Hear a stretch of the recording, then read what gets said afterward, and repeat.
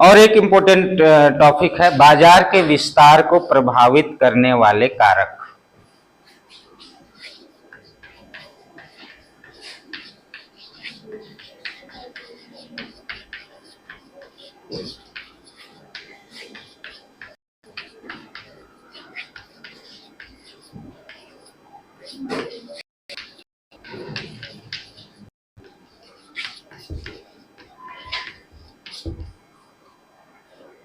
ये प्रश्न पूछता है अक्सर 4 नंबर के लिए या 5 नंबर के लिए,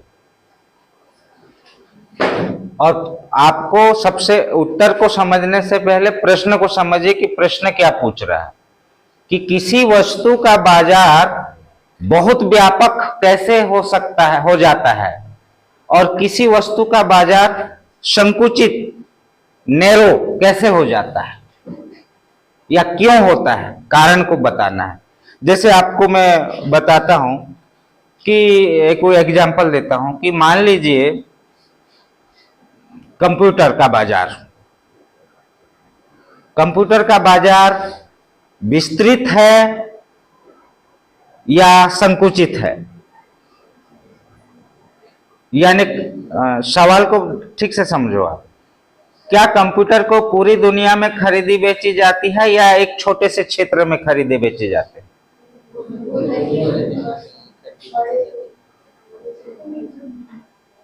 बड़े क्षेत्र में खरीदे जाते हैं, गांव में नहीं खरीदे जाते।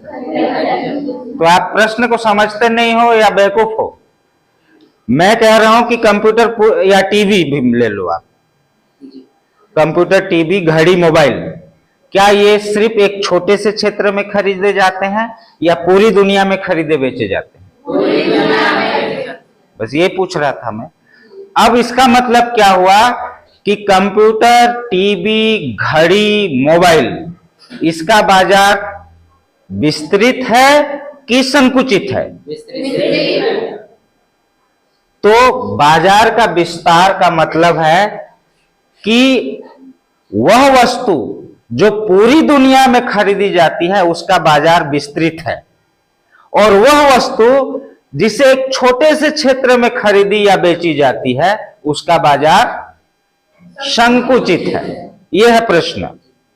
अब इसमें सवाल यह है कि किसी वस्तु का बाजार विस्तृत क्यों होता है और किसी वस्तु का बाजार संकुचित क्यों होता है?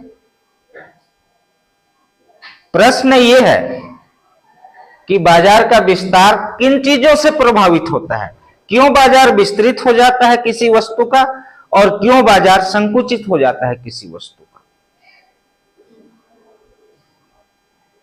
और इसके लिए 1, 2, 3, 4 कारण नहीं, 50 कारण है, और उन कारणों को आपको बताना है कि बाजार विस्तृत क्यों होता है और संकुचित क्यों होता है। ठीक है, तो इनके कारणों को हम 2 भागों में डिवाइड करते हैं। ठीक है, पहला है वस्तु की गुण या विशेषता,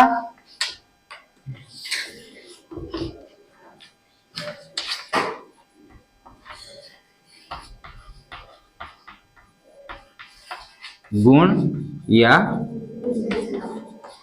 विशेषता, नंबर 1, और नंबर 2 है देश की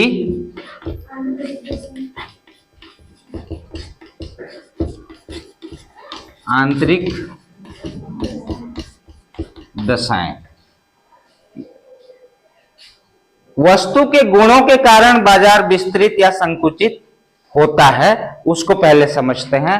और उसमें पहला है सर्वव्यापक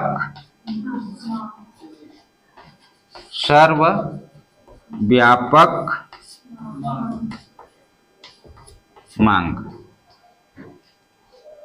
सर्वव्यापक का मतलब होता है सभी जगह, कॉम्प्रिहेंसिव।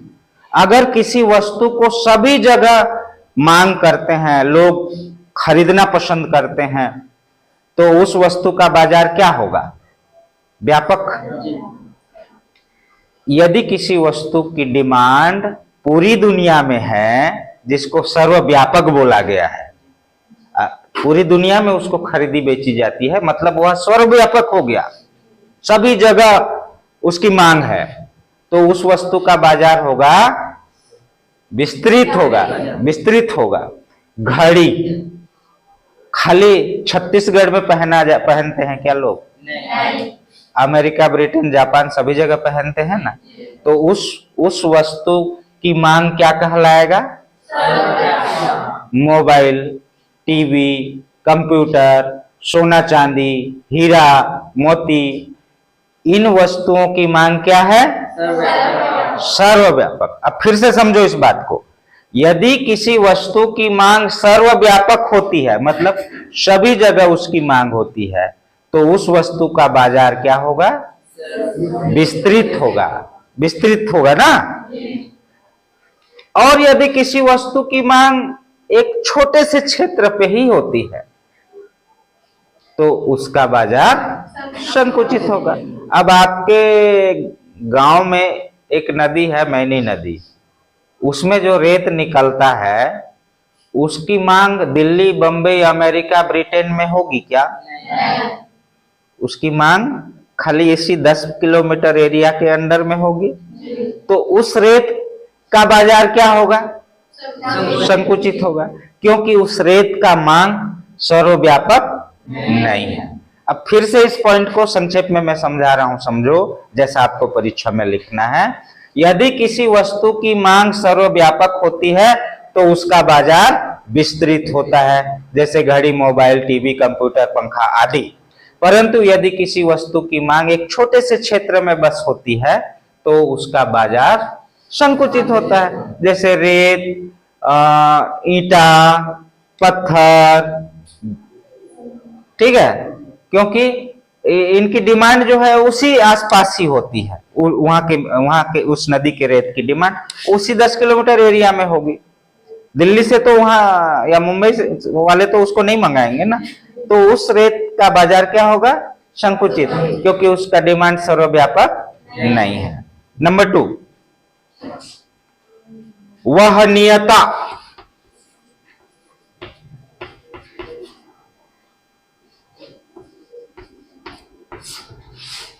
वहनीयता का मतलब पहले समझो।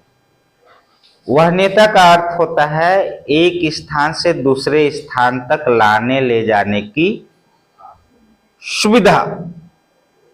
ठीक है, आपको मैं एक ही दाम के दो चीजों का उदाहरण दे रहा हूं। आप 1 लाख रुपए का सोना खरीदो और उसे 100 किलोमीटर दूर ले जाने के लिए बोलूं, उस सोना को पकड़ करके, 1 लाख रुपए का सोना को पकड़ के 100 किलोमीटर तक चलने बोलूं, तो क्या उसको उठा करके आप चलने के काबिल होगे? तो इतना वजन होगा कि उठा के नहीं चल सकते। 1 लाख रुपए का सोना कितना होगा? बेवकूफ हो नहीं, कितना मतलब 100-200 किलो का हो जाएगा, उठाने नहीं सकोगे क्या? अरे चल के मतलब चलो गाड़ी में जाओगे, सकोगे कि नहीं? कितना वजन होगा? बोरा वगैरह पकड़ना पड़ेगा? क्या में रख सकते हो? किसी को हवा नहीं लगेगा, पॉकेट में भी रख के जा सकते हो। 100 किलोमीटर दूर जाने के लिए बोलूं, बाइक में जाओ बोलूं, चलो चल के नहीं, बाइक में जाओ, तो सकोगे ना? कोई प्रॉब्लम होगी? इसको बोलते हैं वहनीयता, माने ले जाने या लाने की सुविधा। वहीं मैं आपको 1 लाख रुपए की दूसरी चीज देता हूं। चलो सोना को कैंसिल करते हैं। 1 लाख रुपए का ईंटा को आप बाइक में ले जाओ 100 किलोमीटर, भाई उससे पहले तो आप 1 लाख का सामान को आसानी से लिए थे, अभी 1 लाख का सामान को क्यों नहीं ले पाएंगे बोल रहे हो? करेक्ट। अभी जो सामान आपको मिला है उसमें वहनीयता का गुण नहीं है। पहले जो सामान आपको मिला था उसमें वहनीयता का गुण है, मतलब हम आसानी से 100 किलोमीटर क्या विदेश भी ले जा सकते हैं उसको, क्योंकि उसमें वहनीयता का गुण है। जबकि दोबारा जो मैंने आपको सामान दिया, ईंटा या पत्थर या रेत, उसमें वहनीयता का गुण न होने के कारण हम एक स्थान से दूसरे स्थान आसानी से नहीं ले जा सकते। अब मैं आपको इसका आंसर कैसे लिखना है ये बता रहा हूं। जिस वस्तु में वहनीयता का गुण होती है, आसानी से एक स्थान से दूसरे स्थान तक ले जा सकते हैं, उसका बाजार विस्तृत होता है, जैसे सोना चांदी हीरे मोती वगैरह। परंतु जिस वस्तु में वहनीयता का गुण नहीं है, अर्थात हम आसानी से एक स्थान से दूसरे स्थान तक नहीं ले जा सकते, उसका बाजार विस्तृत नहीं होता है, संकुचित होता है, जैसे रेत, ईंट, पत्थर वगैरह। वहनीयता का गुण नहीं है इसमें।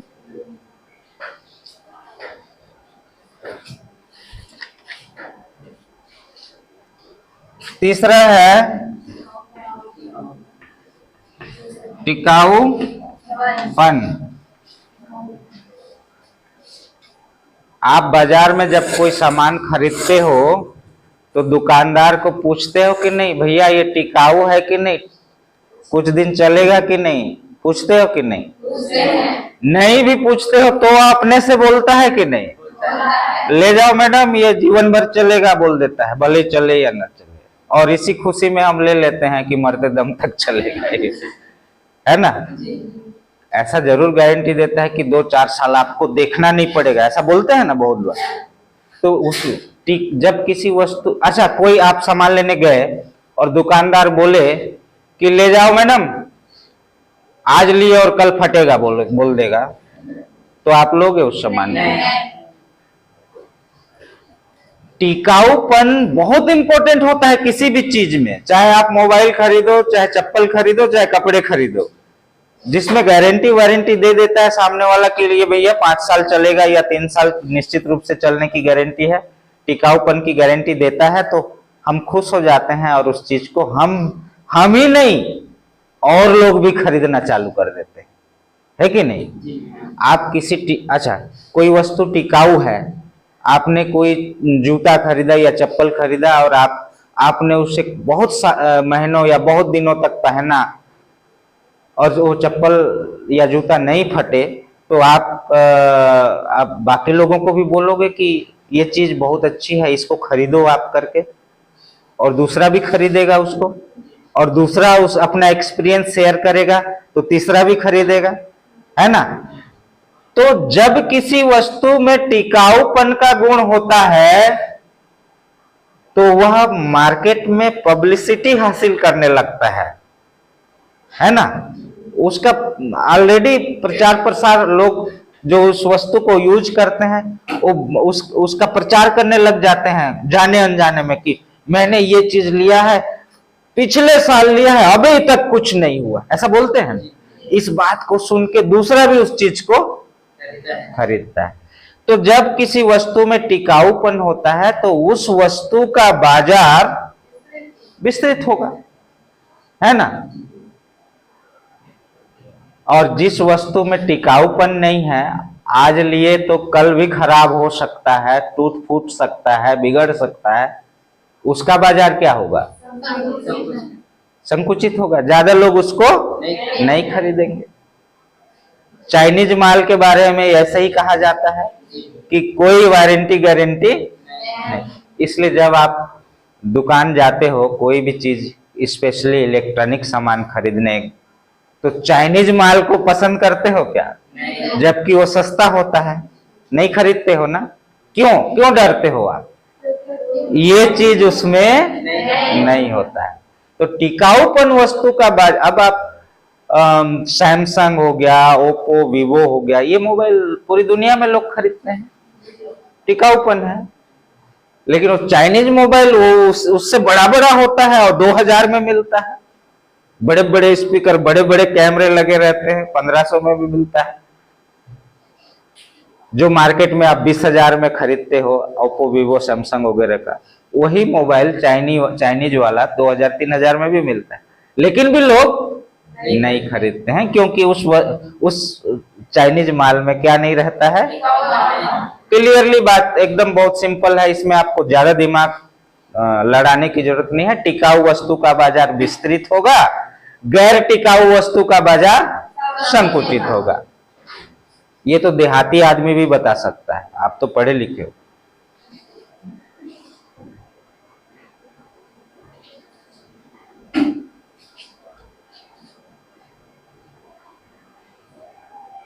एक और देख लो 4, सुख्याति।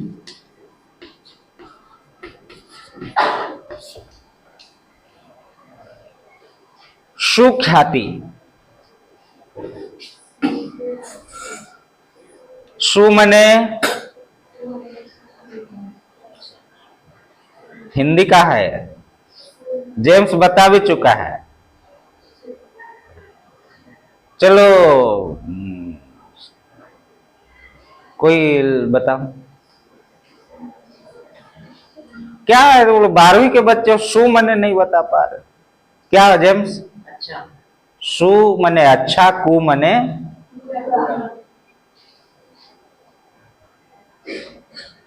संस्कृत में एक कहावत है, पूत सपूत तो क्या धन संचय, पूत कपूत तो क्या धन संचय। सु और कु का यहां पर अर्थ बताने के लिए मैं आपको बताऊं। पुत सपूत मने अगर पुत्र अच्छा है तो आपको धन संचय करने की जरूरत नहीं है, क्योंकि वो अच्छा है तो ऑलरेडी वो धन संचय कर लेगा अपने टाइम पे, आपको चिंता करने की जरूरत नहीं है। पूत सपूत तो क्या धन संचय, और पूत कपूत तो क्या धन संचय। कु मने खराब, अगर आपका बेटा खराब निकला और आपने करोड़ों की संपत्ति संचित करके भी रखा है, वो 4 दिन में उड़ा देगा दारू पी करके और जुआ खेल करके, आपका संचित धन 4 दिन में खत्म। अगर आपका बेटा अच्छा है, सपूत है, तो भी धन संचित करने की जरूरत नहीं है, क्योंकि वो धन कमा लेगा। और आपका बेटा कुपूत है, खराब है, तो भी आपको धन संचय करने की जरूरत नहीं है, संचित धन को उड़ा देगा, है ना। तो सु मने सु मने अच्छा, और ख्याति मने उसका नाम, है ना। किसी वस्तु की ख्याति अगर बहुत अच्छी, देखिए कुछ चीजें अच्छे कामों के लिए, अच्छे टिकाऊपन उसके लिए भी जाने जाते हैं। सुख्याति, कुछ चीज जैसे टाइटन की घड़ी, सैमसंग का मोबाइल,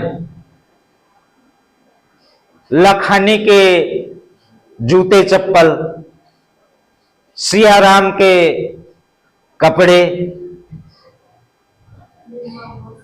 मारुति और टाटा के मोटर्स, इनको वॉशिंग पाउडर निरमा,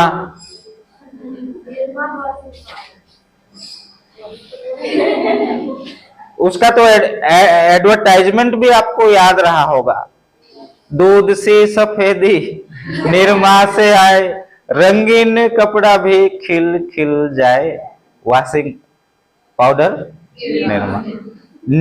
तो कुछ चीजों का नाम इतना पॉपुलर होता है कि लोग उसके नाम से ही उसको खरीद लेते हैं। जैसे अभी मैंने आपको कुछ चीज ब्रांड के नाम बताए, मारुति की गाड़ियां खरीदनी है, या टाटा की गाड़ियां खरीदनी है, या टाइटन की घड़ी खरीदना है, या सैमसंग की मोबाइल खरीदना है, या लखानी के जूते चप्पल खरीदने हैं, तो लोग आंख बंद करके भैया ये लखानी कहाँ दे दो, क्योंकि कई सालों से मार्केट में उनका अच्छा नाम चल रहा है, उसको बोलते हैं सुख्याति। अब आप आंसर पे आइए।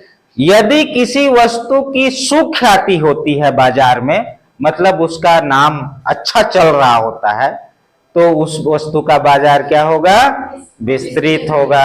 जबकि कुछ वस्तुओं का नाम कुख्याति भी रहता है, माने इसको मत लेना यार भूल के भी, ऐसा भी चलता रहता है ना, तो उसका बाजार क्या होगा?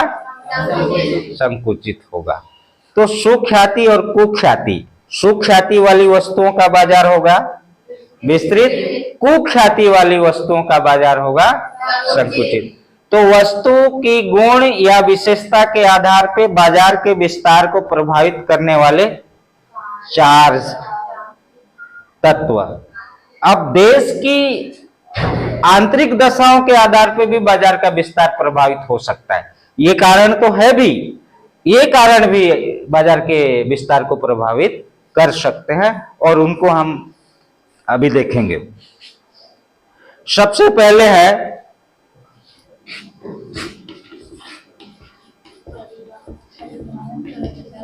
परिवहन एवं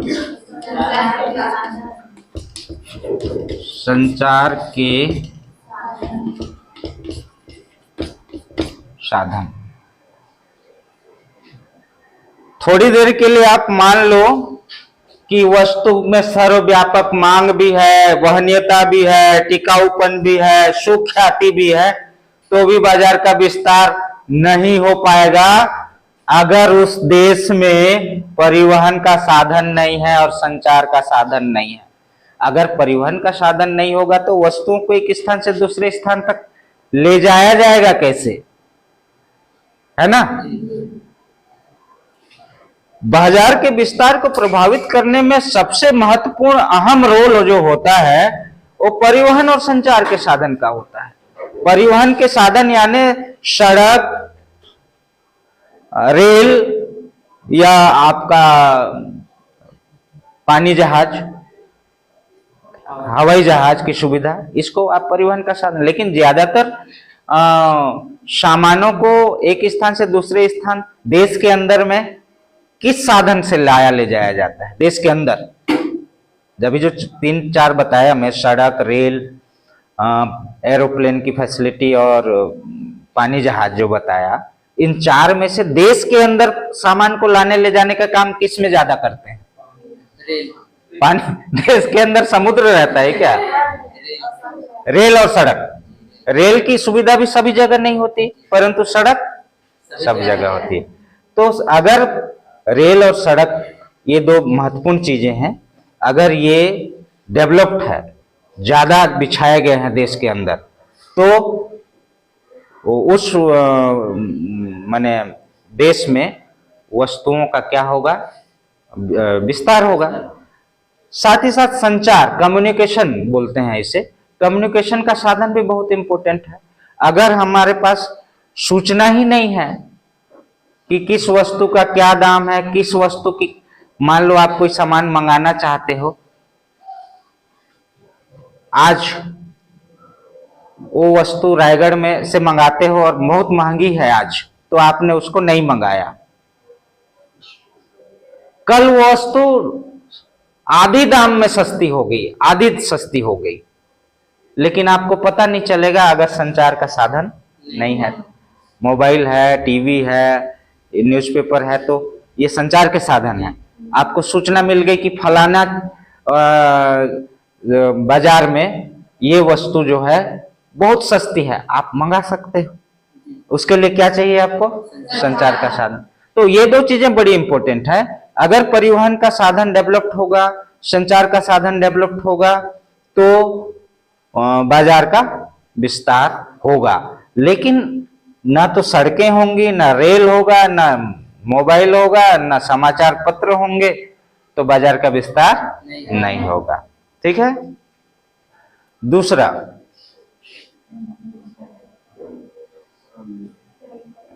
श्रम विभाजन। इसे कक्षा 11वीं में इसका एक पार्ट है श्रम विभाजन का, आप पढ़े होंगे। नहीं पढ़े तो आपकी गलती है। ठीक है, मैं संक्षेप में बता दे रहा हूं श्रम विभाजन क्या होता है।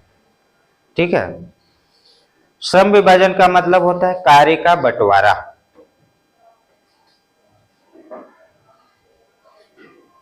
एक आदमी को आप जूता बनाने बोलिए, वो शुरू में जानवर से चमड़ा निकालेगा, फिर चमड़ा साफ करेगा, फिर चमड़ा को काटेगा, फिर उसका जूता बनाएगा, फिर उसको पैकिंग करेगा, फिर उसको बाजार में बेचेगा। इतने स्टेप होते हैं जूता बनाने में। ये एक आदमी करे। इसी काम को मैं दूसरे तरीके से करवाता हूं आपको। ठीक है। मान लो किसी फैक्ट्री में जूता बनाना है, तो 2 आदमी चमड़ा काटेंगे जो चमड़ा काटने में एक्सपर्ट है, 2 आदमी चमड़ा को साफ करेंगे जो साफ करने में एक्सपर्ट है, 2 आदमी उसको जूते बनाएंगे जो जूते बनाने में एक्सपर्ट है, 2 आदमी उसको रंगेंगे जूते को जो रंगने में एक्सपर्ट है, 2 आदमी पैकिंग करेंगे जूते को जो पैकिंग करने में एक्सपर्ट है, और 2 आदमी बेचेंगे बाजार में जो ग्राहकों को लुभा करके बेचने में एक्सपर्ट है। और ये अपना अपना ही काम करेंगे। चमड़ा काटने वाला कभी बाजार जाके जूता नहीं बेचेगा, वो हमेशा चमड़ा ही काटता रहेगा। बाजार में जूता बेचने वाला कभी भी जूता को रंगने या पैकिंग करने नहीं आएगा, वो खाली दुकान में ही जूता बेचेगा। माने सब अपना अपना काम करेंगे, जो जिस काम को जानता है उसको बोला जाता है श्रम विभाजन। अच्छा, आपको मैं एक सवाल पूछता हूं। जूता बनाने का 2 तरकीब मैंने बताया। पहला वाला तरकीब यह था कि एक ही आदमी पूरा काम को करेगा। दूसरा वाला तरकीब यह था कि जो जिस काम को जानता है उस काम को करेगा। तो कौन सा वाला तरकीब ज्यादा अच्छा है? दूसरा वाला। क्यों?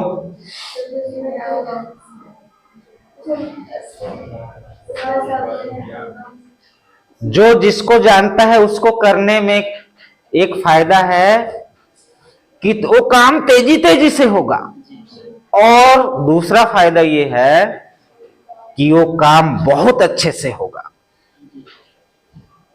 आप चावल बनाने जानते हो लेकिन रोटी बनाने नहीं जानते, रोटी बेलने। आप रोटी बेलते हो तो गोल नहीं बनता है, बल्कि वो भारत का नक्शा बन जाता है। ठीक है। और एक आदमी चावल बनाने नहीं जानता है, वो जब भी चावल बनाता है तो गिल्ला हो जाता है, लेकिन रोटी बनाने में वो एक्सपर्ट है। साए साए बेल लेता है, गोल गोल बेल लेता है। अब दोनों को आप ये बोल दो कि दोनों काम को करें, दोनों चावल और रोटी बनाए, वो भी चावल और रोटी बनाए, तो दोनों का एक एक काम गड़बड़ाएगा।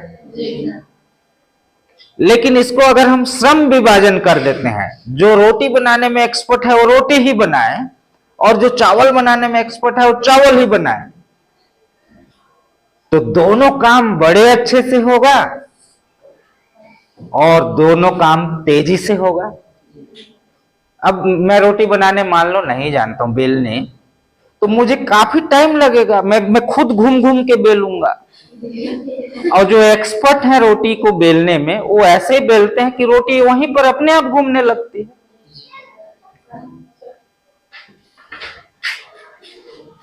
तो बाबू का तबीयत खराब है, लेकर जा रहे हैं। ठीक। तो श्रम विभाजन का मतलब क्या है? श्रम विभाजन का मतलब है कि जो जिस काम में एक्सपर्ट है वो अपना काम करे, उससे काम तेजी से होता है और कार्य में गुणवत्ता आती है, क्वालिटी आती है ना, और उत्पादन तेजी से होता है। श्रम विभाजन करने से उत्पादन तेजी से होता है, उत्पादन वृद्धि होती है, और उत्पादन में वृद्धि होने पे वस्तु में जो लागत लगता है, खर्चा, वो क्या होगा? कम लगेगा। लागत कम होगी, उत्पादन अधिक होगा, फल स्वरूप उसका बाजार विस्तृत होगा, क्योंकि वस्तु में तो क्वालिटी भी होगी ना। श्रम विभाजन करने से वस्तु के उत्पादन में वृद्धि होती है, वस्तु की लागत में कमी आती है, वस्तु की गुणवत्ता अच्छी होती है, फल स्वरूप उसका बाजार विस्तृत होता है। और श्रम विभाजन नहीं करते हैं तो ये चीजें आती नहीं है, ना गुणवत्ता आती है, ना कीमतें कम होती हैं, फलस्वरूप उसका बाजार संकुचित हो जाता है। इसका एक एग्जाम्पल आपको देता हूं। फैक्ट्री में बनी हुई साड़ियां बहुत अच्छी अच्छी होती हैं और कम दामों में मिलती हैं, तो लोग आजकल उन्हीं साड़ियों को पहनते हैं ना। गांव में एक जुलाहा हाथ से साड़ी बुनता है, उसे लोग क्यों नहीं पहनते? क्योंकि उसको बनाने में उसको 10 से 15 दिन लगता है। बहुत अधिक उसको श्रम लगता है उसमें, और 10-15 दिन में अगर वो एक साड़ी तैयार करता है और उसे 400 रुपए में बेचो बोलने से उसकी तो लागत भी नहीं आएगी ना उसमें। तो दोनों में ये अंतर है। देखिए, श्रम भी फैक्ट्री में सब अपना अपना काम करते हैं, मशीनों से भी काम होता है, खर्चा कम आता है, क्वालिटी अच्छी आती है। ठीक है।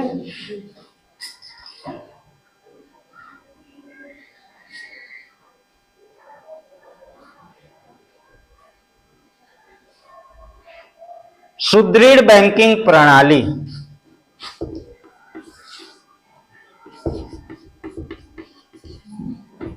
बैंकिंग प्रणाली सुदृढ़, सुदृढ़ माने मजबूत, अच्छा। अगर किसी देश में बैंकिंग सिस्टम बहुत डेवलप्ड है तो उस देश में बाजार जो है क्या होगा, विस्तृत होगा, क्योंकि पेमेंट की फैसिलिटी होगी। आप अगर एक व्यापारी हैं, आपने उड़ीसा से कोई एक ट्रक सामान मंगाया, फोन कर दिया, आपके पास संचार के साधन भी हैं, आपने फोन किया, भैया मुझे एक ट्रक ये सामान चाहिए, वो आपको तुरंत भेज देगा और बोलेगा इस अकाउंट में पैसा डाल दो। आपने फोन पे, गूगल पे, इंटरनेट बैंकिंग के जरिए पैसा डाल दिया। आपको जाना पड़ा क्या पेमेंट के लिए? वहां नहीं जाना पड़ा। सिर्फ 1 मिनट के अंदर आपने ऑर्डर कर दिया, अगले 1 मिनट में आपने पेमेंट कर दिया, घर में बैठे बैठे या सोए सोए, और आपका सामान वहां लोड होना चालू हो गया। लेकिन आपके पास संचार का साधन नहीं होता और सुदृढ़ बैंकिंग प्रणाली नहीं होती, वही एक ट्रक सामान को लाने के लिए आपको 5 दिन समय लगता। आप पहले जाते उड़ीसा, पैसा पकड़ के कई जगह देखते सामान, एक जगह पसंद करते, फिर पेमेंट करते, फिर वापस आते और फिर वो आराम से सामान को भेजता। लेकिन आपके पास बैंकिंग सिस्टम मजबूत है और कम्युनिकेशन यानी संचार के साधन मजबूत है, तो आप घर बैठे ही बिजनेस कर सकते हैं। सुदृढ़ बैंकिंग प्रणाली से बाजार विस्तृत होता है, ग्राहक भी जब चाहे तब सामान। आजकल मैंने देखा है, आपने भी देखा होगा, सब्जी भाजी वाले भी क्यूआर कोड को टांग के रखते हैं, गुपचुप वाला भी क्यूआर कोड को टांग के रखता है ना।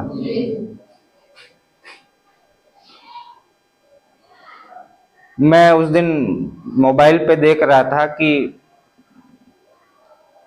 आजकल भिखारी लोग भी क्यूआर कोड को टांग के चलते हैं, क्योंकि अक्सर लोग बहाना मारते हैं कि कैश में नहीं है पैसा, तो क्यूआर को निकाल देते हैं कि भाई ऑनलाइन डाल दो। तो ये है सुदृढ़ बैंकिंग प्रणाली का परिचय। अगर भिखारी भी गले में क्यूआर कोड टांगने लग गया तो समझ लो उस देश का विकास होने लगा है। क्यूआर कोड है माने बैंकिंग सिस्टम डेवलप्ड है उस देश का। ठीक है।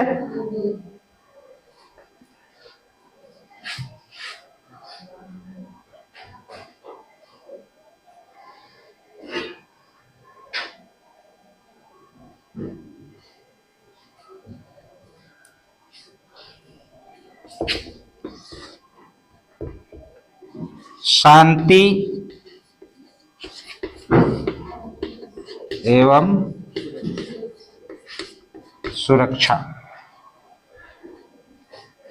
अगर किसी देश में शांति है यानी लड़ाई झगड़ा नहीं हो रहा है, व्यापारियों को या ग्राहकों को सुरक्षित महसूस होते हैं वो, तो वहां बाजार का विस्तार होगा।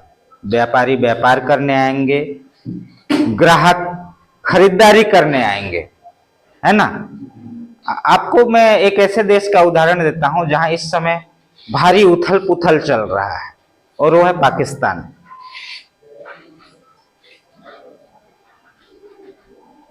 वहां 300 रुपए लीटर पेट्रोल और डीजल 300 से पार हो गया है।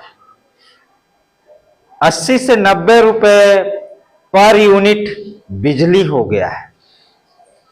हमारे यहाँ 3 रुपए है ना, और 100 अभी तो सरकार ने बिजली बिल हाफ योजना भी चला दिया है।